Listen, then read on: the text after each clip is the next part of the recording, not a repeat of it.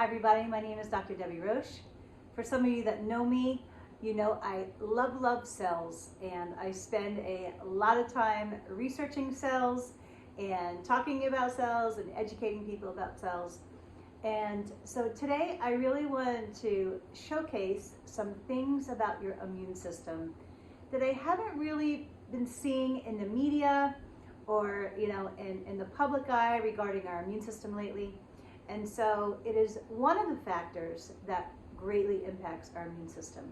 And so I wanted to talk about it. I decided to do a series of immune system education videos because in this year of health scares and a lot of other things, I have not seen people talk about the different aspects of immunity and how to optimize them.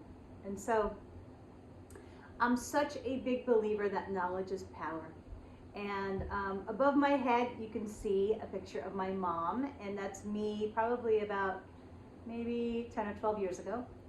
And this topic of cells and immune health is such a sacred topic to my heart, because my mom was so compromised my whole life in so many different ways. And I truly believe that she had an underlying immune system disorder that nobody caught, and it impacted her brain and her joints and her heart and our vessels and many other things.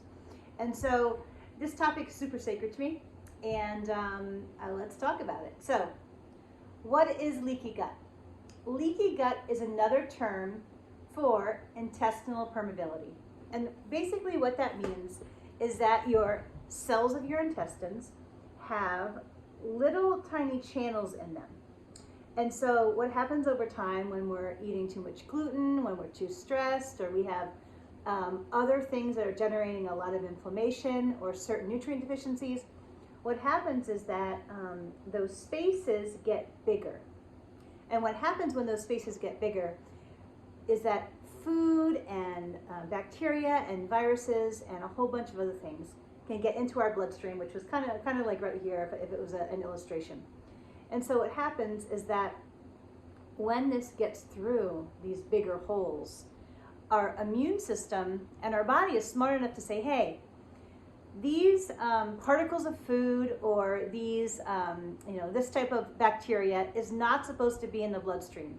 Let's attack it and try to get it flagged for removal. And so what happens is that once these gaps get bigger, all this stuff gets in the bloodstream, and our body starts attacking it with all these different types of cells and other responses to try to get it out or to tag it for removal. And in that generation of those cells and in that process, it creates a massive amount of inflammation. Now, you might think, oh, this isn't a big deal, but it is a huge deal, because once these immune cells and these inflammation molecules get generated, they activate a whole bunch of other biochemical reactions that can cause all kinds of damage. One being they can activate certain enzymes that can eat up our cartilage. They can activate certain brain cells they're called microglia. Those are the immune cells of the brain, and then they damage neurons and a whole bunch of other things. And so, and that's just a few of the systems that this impacts. And so when our gut is leaky, what happens is that our immune system becomes imbalanced and stressed. And so when it comes to our immune system, the one thing I really want to emphasize is that it's a cell-based imbalance and dysfunction. And what happens is that the appropriate number of immune cells in the certain categories get imbalanced, and then that starts creating certain chains of reactions that then throw off the entire body. The next thing that I hear often is that, well, I have no digestive complaints or symptoms. And well, that's all well and good, but I know plenty of people that when they have done the appropriate testing, after decades of absolutely no intestinal or digestive issues, come back sometimes with moderate to severe leaky gut.